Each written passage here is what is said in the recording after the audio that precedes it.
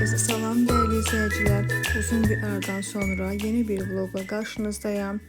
Çok asan, az ərzaqla hazırlanan piraşki resepti bölüşeceğim sizinle. Burada fərqlilik odur ki, içliksiz piraşki hazırlamışam. Təbii ki, siz istəsəniz içlik də əlavə edə bilərsiniz və bu piraşki xəmirləri mayalanmadan hazırlanır. Anında yoğururuq və bişiririk. Demək, bizə lazım olan ərzaqla 1 stəkan ilıq su, 3 dolu yemək qaşığı qatıq, 1 ədəd yumurta, qabımıza əlavə edirik, qarışdırırıq. Daha sonra 2 yemək qaşığı dolu yağ, duru yağ əlavə edirik. 1 dolu çay qaşığı soda əlavə edirik. 1 dolu çay qaşığı duz əlavə edirik. Bunları gözəl şəkildə qarışdırırıq. Daha sonra isə apardığı qədər un əlavə edirik və unu siz özünüz əlavə etdikcə görəcəksiniz ki, yumuşaq bir xəmir yoğururuq. Ona qədər, yəni o xəmir əldə edənə qədər unumuzu əlavə edirik. Bu ərəfədə bura şüyüd əlavə etmək lazımdır. Mən yadımdan çıxdığı üçün sonradan əlavə edirəm, amma siz çalışın ki, biraz un əlavə etdikdən sonra şüyüdü də əlavə edin ki, yoğurmaq daha rahat olsun.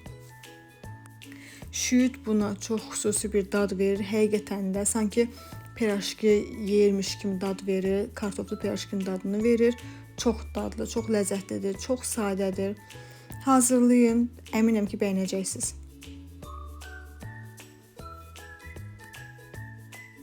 Mayalanmağa ehtiyac yoxdur. Xəmirimizi yoğurduqdan sonra 15-20 dəqiqə sadəcə gözləyirik ki, biraz özünə gəlsin. Daha sonra istədiyimiz formanı verib qızğın yağda bişiririk.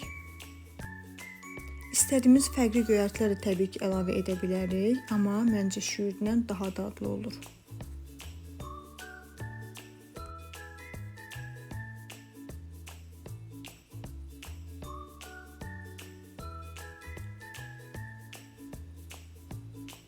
Mən indi gördüyünüz kimi şüyüd əlavə etdim, amma dediyim kimi siz öncədən əlavə edin ki, yoğurmaq daha rahat olsun. Təbii ki, belə də edə bilərsiniz, ancaq öncədən əlavə etməyiniz daha məsləhətdir. Burada o anı çəkməmişəm, gözləmə vaxtını çəkməmişəm. Gözlətdikdən sonra əlimizi biraz yağlayırıq, xəmirimizi istədiyimiz formaya salıb, öncədən isitdiyimiz az ateşdə olan duru yağımızda bişiririk.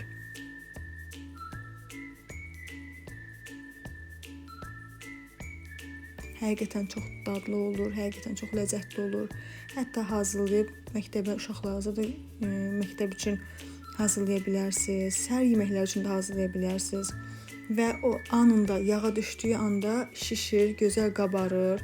Çox gözəl və yumuşaq xəmir əldə edirik.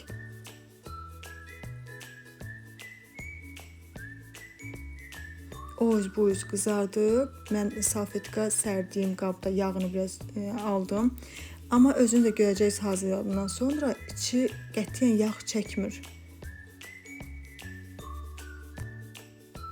Videomu bura qədər izlədiysəz, bir şey xahiş edim sizdən. Zəhmət olmasa bəyənsəniz, fikirlərinizi bölüşsəniz çox sevinərəm.